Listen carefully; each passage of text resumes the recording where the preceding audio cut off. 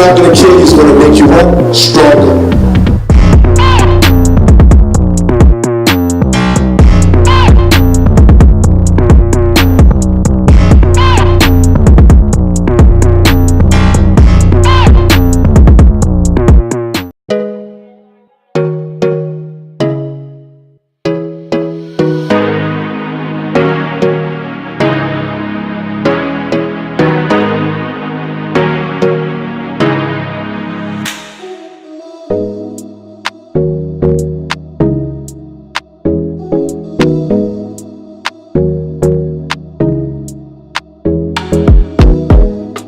All right, man. Interesting thing, as we closed our seed round, and well, hopefully by the time this video come out, we'll be closing the seed round.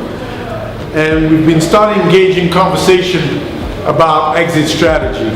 And it dawned me to realize that how difficult it is for an African enterprise to come up with exit strategy, because compared to other countries, at least in the States, there's different ways to exit. You can go public, you can get bought out, or you can keep looking for investors and all those things, but at some point you have different options, and I'm sure I'm missing some. But the big one is public and getting bought out. That's a lot of time. Or another investor coming and buying the previous investor. But in Africa, your chance of going public is what? 0 to none. I mean, you know, if you don't, a lot of innovation don't make money. They're very innovative. They have track records on data consumption or how much customer base they have and all those things. But a lot of innovation I know do not make money because they're still figuring out the innovation, tweaking and all, which is normal. It takes time for innovation to build. So going public, it's too expensive for a lot of companies. There's no structure for a very innovative company to go public. I know the stock exchange in Rwanda, for example, has 5 or 6 companies. Don't quote me, can double check, but I'm pretty sure it's no more than 10. And a lot of countries have their own stock exchange, which I don't get. Getting bought out.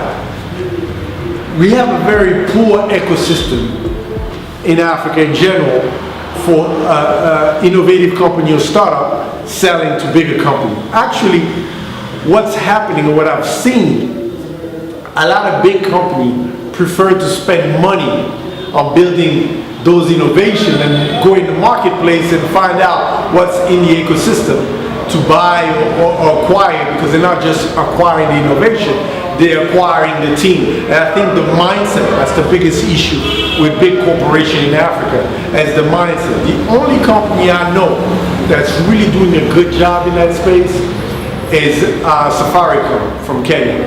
And I don't get it. And I've talked about it. So it's been very interesting. I'm not going to share our exit strategy. I might share it later on in a different video, but I'm not going to share it now. But what I do want to say is it's extremely difficult for company, because investor needs to see the exit strategy. So if you're a startup out there or innovative startup, they need to see an exit strategy of your company. That's a fact. But at the same time, if the ecosystem does not allow or make it very difficult to do so, it's a contradiction and it's very problematic. How to solve it, I don't know, but I would love to hear your engagement. Because it's not just me talking to you guys, but I know there's a lot of experts in the financial space, stock space and all in Africa. If you have ideas that maybe you haven't thought about, please share it. But as far as I'm concerned, we need to change this ecosystem. And there needs to be a much better acquisition platform or acquisition ecosystem in Africa. Not necessarily per country, but also per region and on the continent level. So share your ideas, share what you think, what would be the exit strategy, some of the ideas that maybe you encounter, because I'm sure there's companies out there that have sold to bigger companies, or maybe it's their consultancy And I'm going to close with that. In the States, for example, there is consultant firm or big bank firm that help you either go public or either sell your company to interested buyers. Is there such an ecosystem in Africa? I don't know. Please share your comment below. Share some ideas. I would love to read some of it and share it to the public. Thank you, guys.